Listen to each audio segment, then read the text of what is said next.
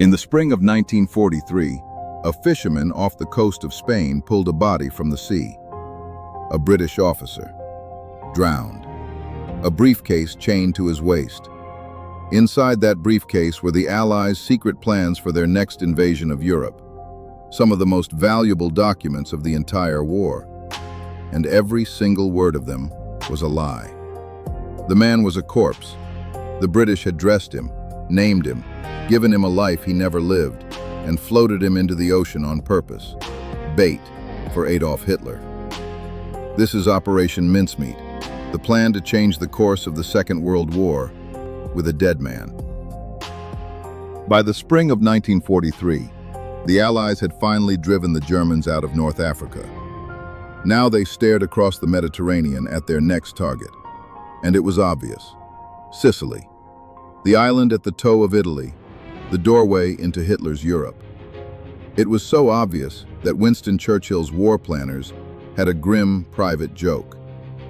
Everyone but a damned fool, they said, knows it's Sicily. And that was exactly the problem. If the Allies could see it, so could the Germans. Sicily would be waiting for them, fortified, reinforced, every beach a killing ground. An invasion straight into the teeth of it could cost tens of thousands of lives before a single mile was won. So the Allies needed something more than soldiers. They needed Hitler to look the wrong way, to pull his armies east to Greece, or west to Sardinia, anywhere but the island they were actually coming for. To do that, British intelligence reached for an idea so strange it had been gathering dust in a file of far-fetched schemes. A list of deception tricks that had, years earlier, crossed the desk of a young naval officer named Ian Fleming. The same Ian Fleming who would one day invent James Bond. The idea was this: take a dead body, hide false war plans on it, and let the enemy find them.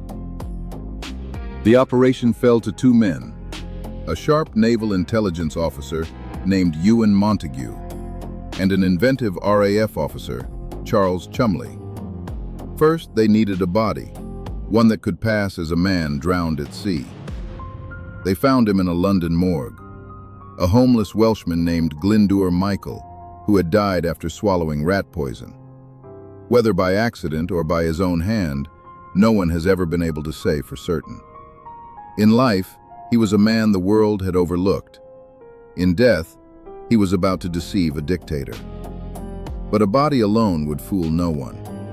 To beat the most suspicious intelligence service on Earth, the dead man had to become real.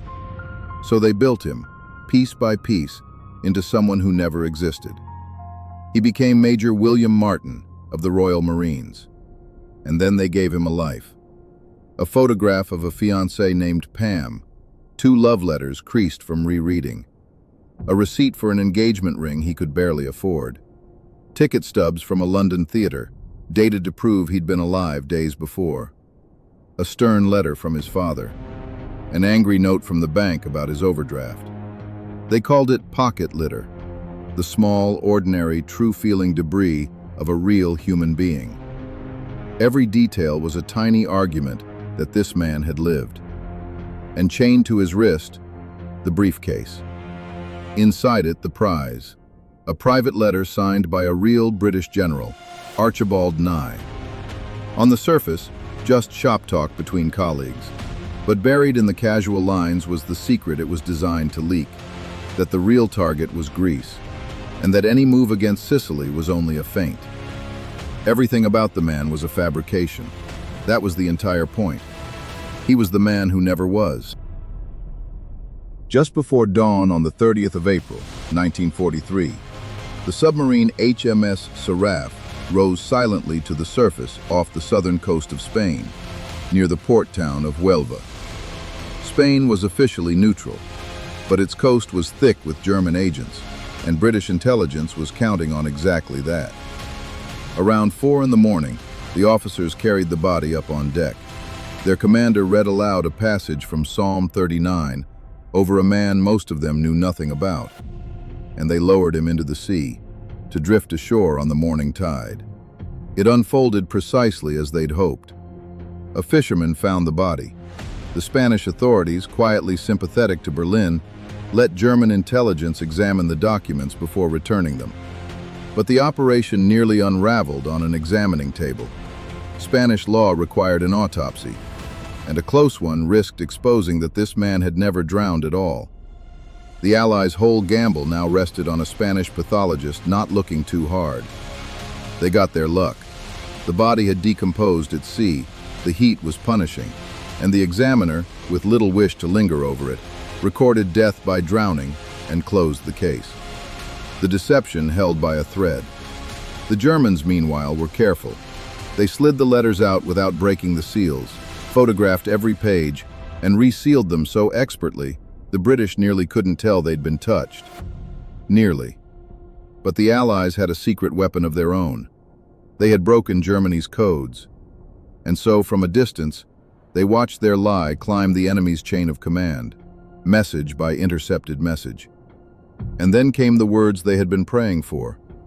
Berlin had judged the documents completely genuine. Back in London, the relief was immense. The team cabled a 3-word verdict to Winston Churchill, away at a wartime conference. Mincemeat swallowed whole. The fiction had reached the top. Adolf Hitler took the bait. Within 2 weeks, Berlin ordered Greece, Sardinia, and Corsica reinforced, at all costs. An entire panzer division was pulled out of France and sent east, toward a Greek invasion that would never come. So when the Allies finally stormed the beaches of Sicily that July, they met far less resistance than they had feared, and the island fell faster than the planners had dared predict. How much of that to credit to mincemeat alone, historians still debate. It was only one thread in a much larger web of Allied deception, and Hitler had long been uneasy about the Balkans. But this much is beyond dispute. A dead man with a briefcase had reached the highest desk in Nazi Germany, and been believed. For half a century, the man in the water stayed a secret. Ewan Montagu himself later wrote the famous account of the operation. But even he kept lying, inventing a dignified death and a grieving family who had given their blessing. None of it was true. For more than 50 years, the man's true name stayed buried with him. Then, in 1996, an amateur historian named Roger Morgan found it in the archives. And in 1998, a second line was finally carved into a lonely headstone in a Spanish cemetery. That grave had belonged to no one. To Major William Martin, a man who never existed. Beneath it, at last, his real name, Glyndŵr Michael. He volunteered for nothing. He never knew the war he helped to win. A man the world had overlooked in life, who in death may have done more to turn the war than any soldier who ever fired a shot. The man who never was.